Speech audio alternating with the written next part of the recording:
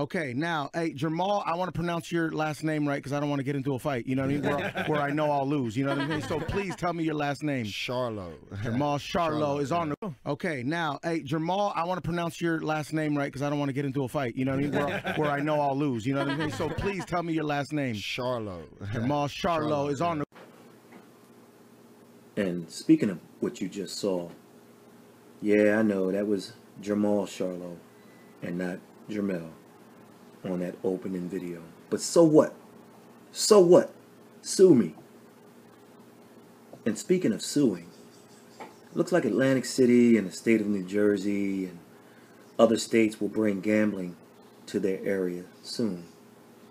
And that should definitely benefit Atlantic City. But more on that later. And speaking of Atlantic City, I was in Atlantic City, New Jersey last weekend, and one of the inductees was Jersey Joe Walcott. Now, Walcott's real name was Arnold Cream, C-R-E-A-M. And I went to school with Walcott's grandson, graduated with him, a guy named Christopher Cream, CC. And we had a nice weekend in New Jersey. And speaking of New Jersey, Chris and I went to school in New Jersey. Although we didn't run in the same circle, we had a mutual respect for each other. And it was good to see Chris. It's been like 30 years since I've seen him. And he was there to honor his grandfather, who was one of the best heavyweights ever. And so he accepted the Hall of Fame induction, the medal that honored him, and the plaque, and so on and so forth, on behalf of his uncle, Chris, and his brother. And Walcott was one of the best heavyweights, the lineal heavyweight champion, the undisputed heavyweight, as Chris pointed out in his speech, that George Foreman owned a faction or a fraction or a piece of the title, but Walcott was undisputed, baby. Oh, how times have changed when it's come to world champions. And speaking of world champions, when you look at the WBA, for example, with their super champions and their regular champions and their champions in recess and their champion emeritus and their interim champions, they're just belts everywhere. The sanctioning bodies kill me. And speaking of sanctioning bodies and New Jersey, the IBF, who I always defend, who I often speak highly of, pretty much ruined any plans for Gennady Golovkin and Billy Joe Saunders of becoming undisputed. You only have to ask one question. What was the IBF's motive? Because if it was your man, the Golden Boy, who announced the fight negotiations have ended, then you have to have a problem with that. Why? Well, my gut tells me this. Don't be shocked if the negotiations between Team Golovkin and Team Alvarez resume. I don't think the Jacobs offer is real. I think they're just using Danny. I think they're using his name. In my other video, I said it. Team Jacobs and Team Saunders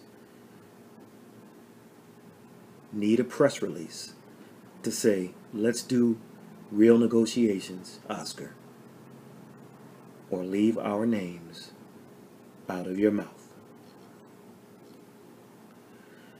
I think we see Golovkin versus Alvarez or Alvarez versus O'Sullivan. Back to the IBF, they have a rule. They have rules.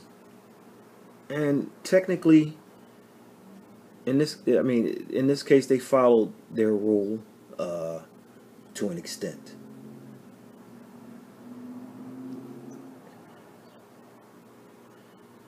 But if Golovkin and Alvarez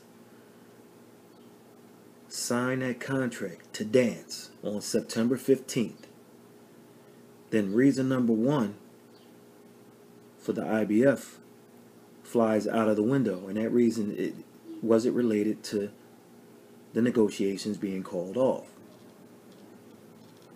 If so, the IBF should be embarrassed. Reason number two, maybe it was this. If the IBF's motive was money,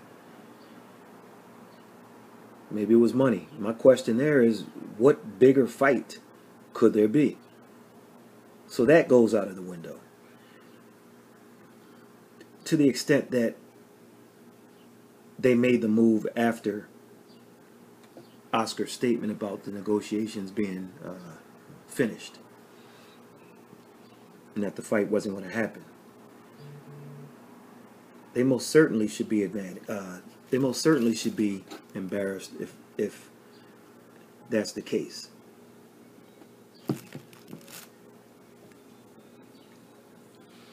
So if you look at their ratings, with an update that should come soon, the vacated belt would be fought between Sergey Deverenchenko and who? Let's go down the list. But before we go down the list, the comments I'm seeing online about Golovkin are somewhere between hilarious and preposterous. Everyone is saying now that he should have fought Deverenchenko on May 5th. Everyone's a genius in hindsight. Oh, he should have done it. That's not what you were saying back then. And you have others who add he didn't do it because he's scared. Looking at the list, first up would be Deverenchenko versus Daniel Jacobs. Now, if Jacobs turns that fight down, a chance at the IBF title, then he should be called a chump like you call Golovkin, right? And there's a good chance that Jacobs would turn that fight down. First of all, Deverenchenko's nothing to be messed with. But secondly, the IBF, if you recall, one of their other rules, as you hear the old grandfather clock go off again, bad timing. If Jacobs, when he fought Golovkin for a chance at greatness and multiple belts, at least 3 at the time, he didn't show up for the same day weigh-in, the next morning weigh-in after the weigh-in, where you can't rehydrate past 10 pounds. So that's an IBF rule. He ignored it because he knew he was going to be a giant on fight night.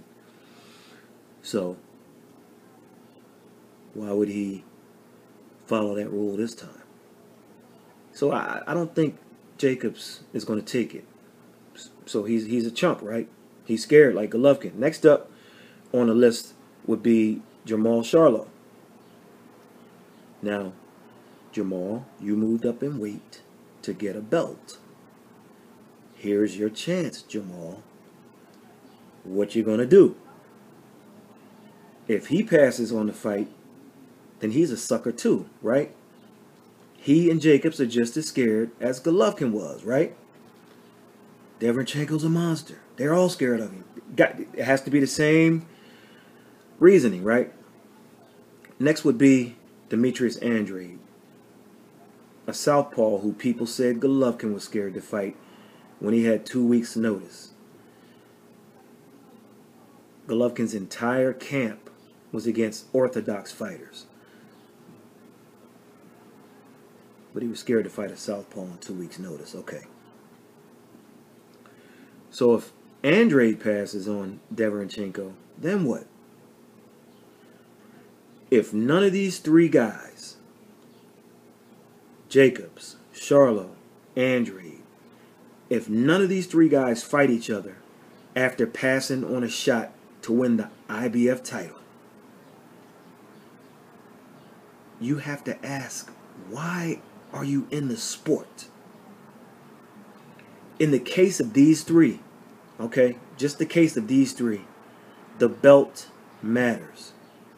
For namesake purposes, for name recognition, and definitely for leverage if they choose to go after the big boys, you know, the top two guys, Saul Alvarez and Gennady Golovkin.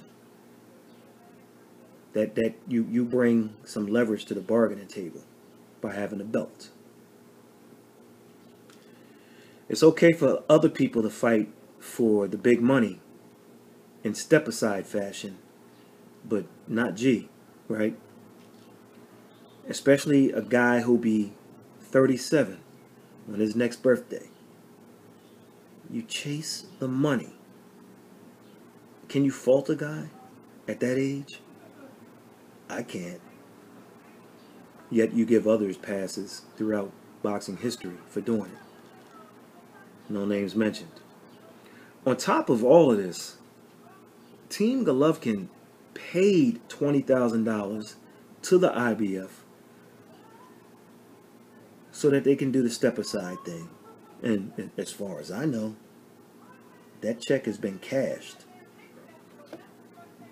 And then the double cross. Don't get it.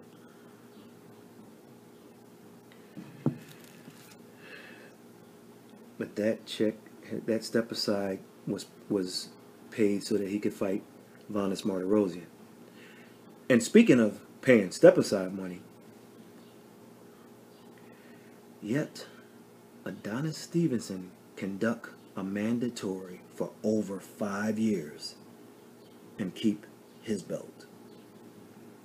And you say nothing about this guy. Okay, people are calling Golovkin a bum and saying that he never fought anyone. Yet, as he's gotten older, he does what all the greats do, the real greats. He's been upping his competition. And speaking of competition, and upping the competition, to educate fans, here are two reasons he allegedly, as you guys say, didn't fight anyone. Number one, he was stuck in a bad contract overseas that kept him in other countries fighting until he was able to get out of it. All right? And secondly, when he came here, Gennady Golovkin was ducked for years by Sergio Martinez, for years by Miguel Cotto, and for, what was it, a year and a half or something by Jacobs, and years by Alvarez.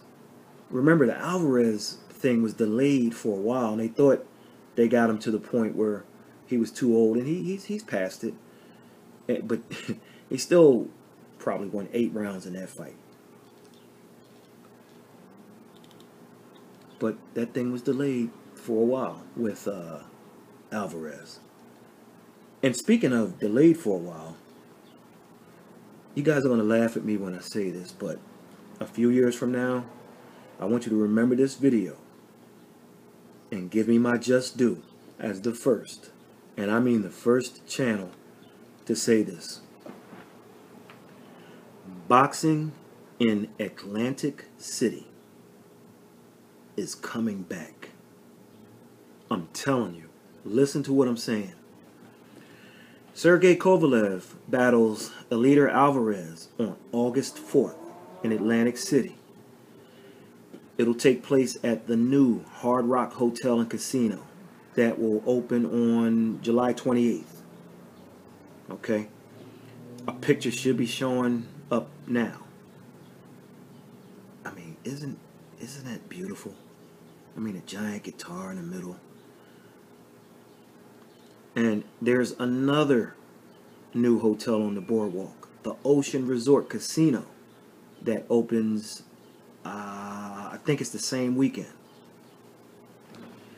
The key is this. The owner of Hard Rock used to hang with Donald Trump, or he knows Donald Trump. I'm not talking about President Trump. I'm talking about Donald Trump, the businessman. Think 80s and 90s.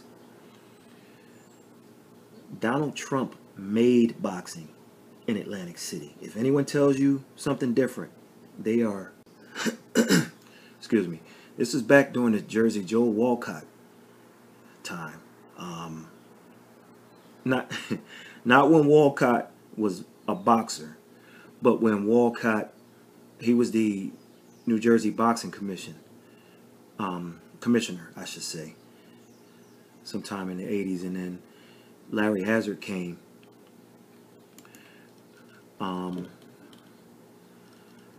And I'm not saying it'll get back to the Tyson heyday, but Atlantic City is coming back. The hotel owner is a big boxing guy.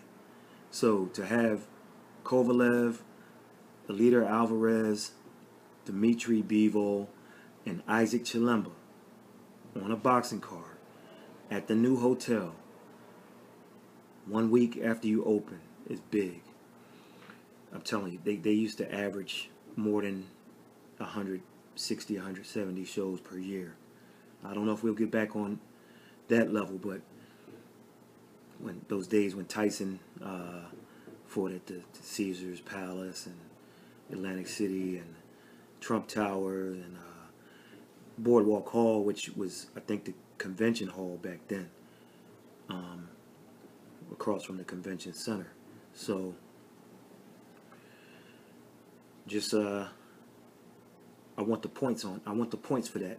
You know what I mean? When it happens, I'll make sure y'all give me the points on that, because I'm the only one talking about it right now. And before Eddie Hearn jumped in, Atlantic City was rumored to play host to Joseph Parker versus Bryant Jennings. Now, Parker has since signed to fight Dillian White. Eddie Hearn swooped in and ended all that chatter. However, that tells me Bob Arum is interested in bringing fights to AC. And don't be shocked if you see a Terrence Crawford or a Vasily Lomachenko or a Shakur Stevenson fight in AC soon. But at least we'll get off to a good start with Kovalev and Alvarez on August 4th. And speaking of August 4th, that's supposed to be the return of your boy Keith One-Time Thurman, who's scheduled to fight at Barclays Center. Yeah, right. He's a bum. Shout out to Duke Oden. I'll believe it when I see it with Thurman. However, if he does fight that same day, look for a Jamal James or a Tomas Dulorme or a Chris Van Heerden or a Mike Alvarado or Eric Bonet type. It'll be a bum. Not to belittle those guys, but it'll be a very beatable opponent for Keith Thurman. We'll get some rounds in. And speaking of bums, this guy Tyson Fury's fighting Sefer Seferi on Showtime Boxing's Facebook page and Showtime's YouTube channel at 4:30 p.m. on Saturday. It's also on Box Nation. We'll see. And if you do watch that stream on Showtime's Facebook page or YouTube channel, That's 4:30 p.m. Eastern, Saturday. The opening bout on that stream will be Terry Flanagan and Maurice Hooker fighting for the vacant WBO junior welterweight or super lightweight title.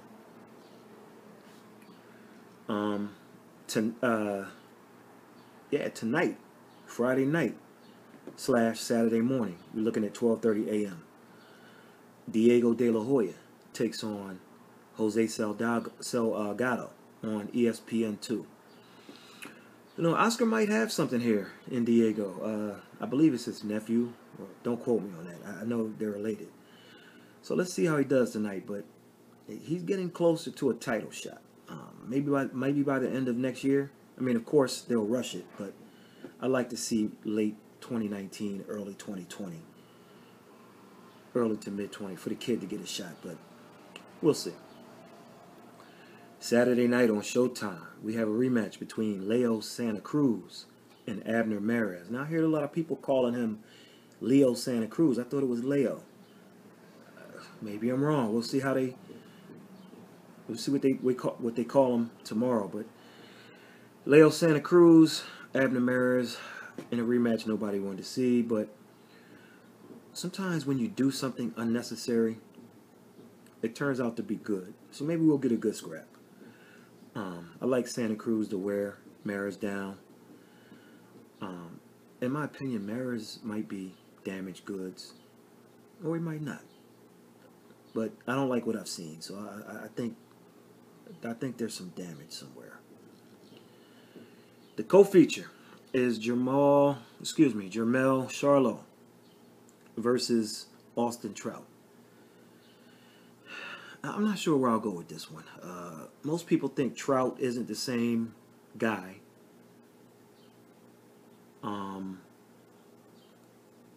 After his brutal fight with Jarrett Hurd. But what if he is the same? And people say, so what? Charlo's going to dominate him. But I challenge those people to watch the fight between the Fish and Jermell's brother, Jamal Charlo. I'm telling you folks, turn the volume down. Well, leave the volume up if you want. That fight could have been a draw. Check it out. I don't know where to go with this one, man. I mean, what I see from Charlo is he looks a little different. I don't know if it's good or bad, but something looks different. I might be overanalyzing it, but could he not be there physically for this fight? And speaking of not being there, well, I mean, you haven't heard a peep from the Charlo camp, have you? That's because he's in camp, focused, and training. And he's focused on Trout. He's working hard. And that's what champions do. Trout, meanwhile, 3 weeks before his fight, he flew from the West Coast to the East Coast to attend Gary Russell Jr. versus Jojo Diaz. Okay? He also had to fly back west. We're talking about the final couple weeks of camp here.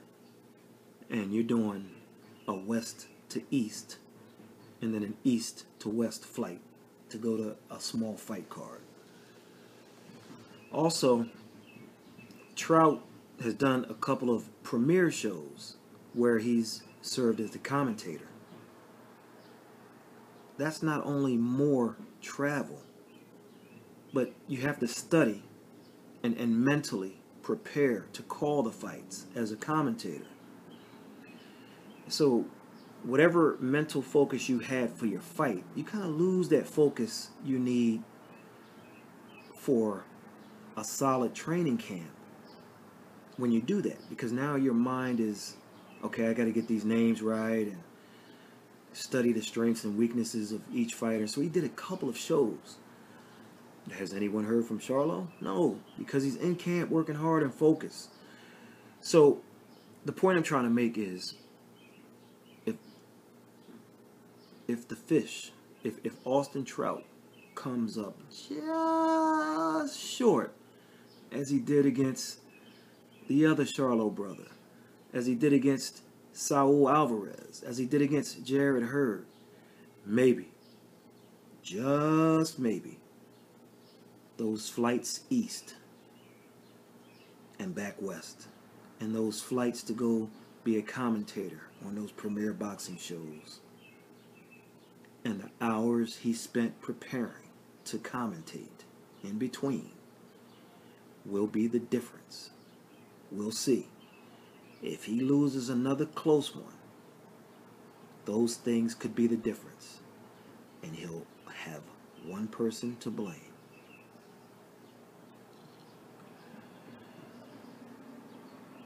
Next up, we got the Hunter. Most people know him as Bud. I've always called him the other nickname, the Hunter. That's his other nickname. Terrence Crawford moves to welterweight to take on WBO World Welterweight Champion Jeff Horn, the Hornet. When I analyze this fight, it comes down to one thing, a few things. Jeff Horn is too strong for this kid right now. Too fast. Too big. Terrence Crawford won't see the fourth round in this fight. I think Horn stops this kid early. I mean, Crawford goes out in 3. He's never seen anything like the Hornet. He's never seen a psycho in that ring. An animal that's going to come to take him out. And he's not going to know what to do with it. Okay. Realistically, I think Terrence Crawford beats him. And the fight is stopped on cuts in the 8th round. I think there's some soft tissue on Horn's face that'll open up. Of course, since he's a welterweight who probably belongs at middleweight,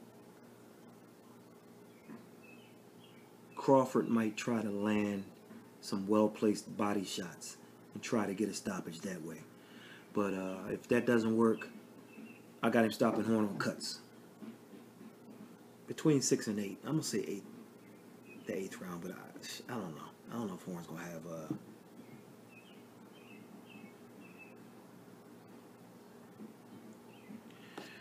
So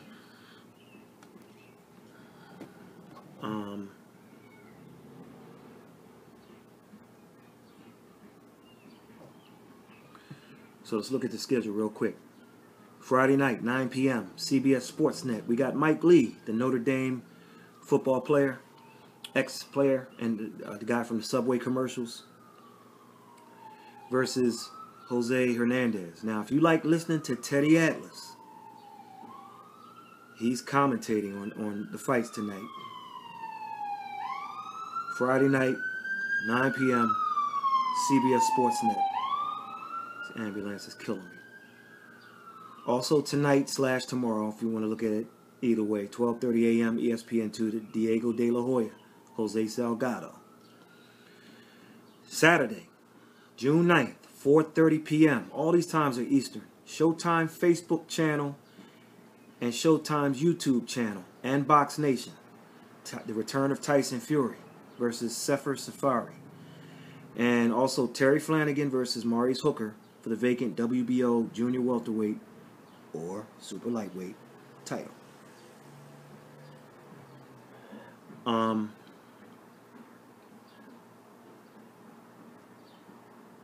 Saturday, June 9th, 9 o'clock. ESPN Plus on the ESPN app. The Hornet, Jeff Horn versus Terrence Crawford for Horn's WBO World Welterweight title. Saturday, June 9th, 10:01 p.m. on Showtime. Leo Santa Cruz, Abner Mares. Co-feature.